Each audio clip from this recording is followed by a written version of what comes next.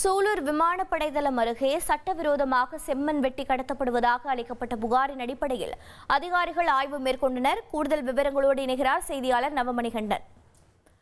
நவமணிகண்டன், வணக்கம். தற்போது அந்த பகுதியில் எழுந்திருக்கக்கூடிய குற்றச்சாட்டு என்ன? தற்போது அதிகாரிகள் மேற்கொண்ட ஆய்வின் தொடர்பான தகவல்கள் என்னென்ன? கோவை மாவட்டம் சூலூர் அருகே உள்ள விமானப்படை தளம் அருகே உள்ள விவசாய நிலங்களில் இருந்து சட்டவிரோதமாக செம்மண் கடத்தப்படுவதாக எழுந்த புகார்களை தொடர்ந்து வருவாய்த்துறை அதிகாரிகள் நேரடியாக களமிறங்கி ஆய்வு மேற்கொண்டனர். கோவை தெற்கு கோட்டாட்சியர் ராம்குமார் மற்றும் சூலூர் வட்டாட்சியர் சரண்யா தலைமையிலான அதிகாரிகள் செம்மண் கடத்தல் நடைபெற்றதாக கூறப்படும் இடங்களில் ஆய்வு நடத்தினர். இங்கு விவசாயம் செய்யாமல் பொட்டல் காடாக இருக்கும் இந்த நிலங்களில் இருந்து இரவு நேரங்களில் செம்மண் வெட்டி கடத்தப்படுவதாக தொடர் புகார் இருந்தது.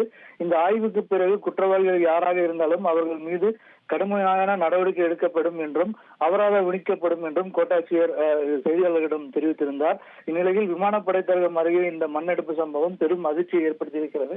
தொடர்ந்து வருவாய் கோட்டாட்சியர் மற்றும் காவல்துறையினர் விசாரணை மேற்கொண்டுள்ளனர்.